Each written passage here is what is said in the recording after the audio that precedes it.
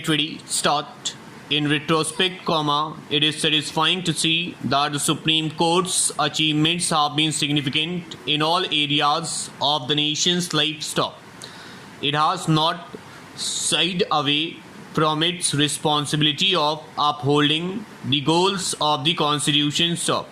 One of the most powerful institutions of the world, this court decides cases touching all facets of human life and relationships. It is the defender of the Constitution and the principles enshrined therein, guardian of human rights, and promoter of peace, cordiality, and balance between different organs of the government. It has worked in no spirit of formal or barren legalism, and yet within the limits prescribed by the Constitution. The court, as part of the federal system and as the defender of the democracy, has, always remained responsive to the changes in Indian society and retained its relevance, for if the society moves but the law remains static, and it shall be detrimental for both. It has, without any reservations, intervened to protect democracy, human rights of individuals, and to uphold the rule of law. The court has given a liberal interpretation to Article 21 of the Constitution by giving it more content, meaning and purpose.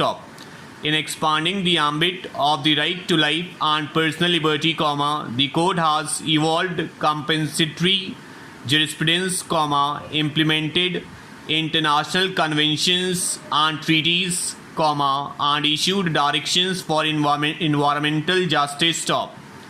It has given directions, and also prescribed guidelines for the enforcement and achievement of human rights of various groups such as children, women, disabled, scheduled castes, scheduled tribes, bonded laborers, minorities, and socially and economically backward classes. The court has successfully discharged the onerous task of protecting the values of secularism and respecting the sensitivities of all groups of people without compromising with the need to impart real and even justice in the given circumstances of any case. It has proved to be a national asset. It has extended its jurisdiction and made prolific use of the power of judicial review when impelled to do so for the protection of fundamental rights or basic human rights generally, and in particular for the disadvantaged and underprivileged sections of the society. Mindful of its special responsibility towards the weaker sections of the society disabled by poverty, ignorance or illiteracy, it has evolved new strategies, such as public interest litigation, and relaxed the rules of procedure. A broad and liberal interpretation of Article 14 and Article 21 of the Constitution enabled the courts to exercise these powers for the common good.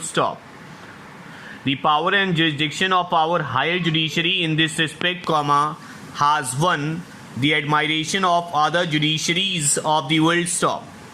In this respect, it will not be an exaggeration to say that the achievements of the superior judiciary have been exceeded the expectations of the makers of the Constitution. As an independent judiciary, under the scheme of the Constitution, the court has played its role effectively in acting as a watchdog through judicial review of the acts of the legislature and the executive. The major contribution of the Supreme Court has been to uphold the Constitution by delineating the role of the three organs of the state.